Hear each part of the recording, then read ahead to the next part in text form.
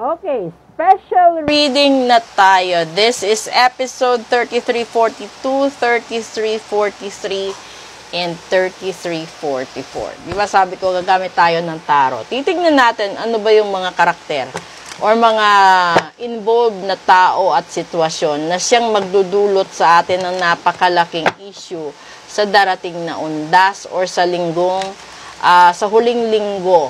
No? Ngayon hanggang sa huling linggo ng ating Oktubre. So, 2 buwan na lang mahigit, tapos na ang taon. Una, the Queen of Wands. Pangalawa, Wheel of Fortune. Wala. Pangatlo, the Queen of Swords. Ito na. Kasi, di ba, this is a general reading. So, posible, kung ikaw ay lalaki, puro babae, no? Ang problema mo ngayon at napagitnaan ito ng mga sitwasyon. Ito kasing the Queen of Wands kasi, ito isang reyna. Posible ito yung mahal mo, yung totoo mong mahal, kaso para siyang dragon. Tapos, yung issue dito sa gitna is kayamanan, swerte mo sa buhay, negosyo ninyo. Tapos, meron ka naman ditong isang babae din, kung lalaki ka ha, meron pang isang babae dito na hindi siya ganito hindi siya ganito mapanakit magsalita. Pero, hindi siya ganun ka-nagger, pero diretso siya magsalita. Yung parang sasabihin mo, dalawa yung tao sa buhay mo. No? Yung isang tao na una mong nakasama na walang nakikita kundi yung puro mali mong nagawa. Tapos nakatagpo ka ng isang tao na kaya kang pahalagahan sa kabila ng kamalian na nagawa mo sa nakaraan. So ito yung pinakamahirap, 'di ba?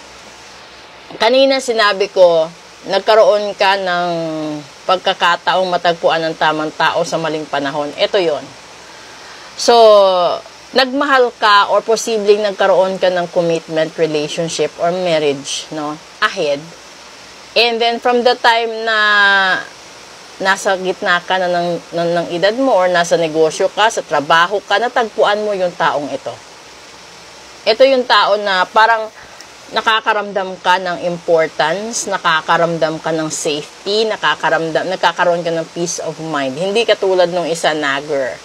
So, ganun yon. Sa mga lalaki or mapababae, ganun din naman eh.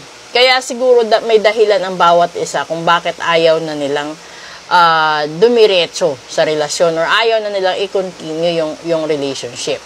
Ang pinag-uusapan natin dito is kung diretso. Kung walang bahid ng gayuma, walang bahid ng love spell, walang bahid ng ganon.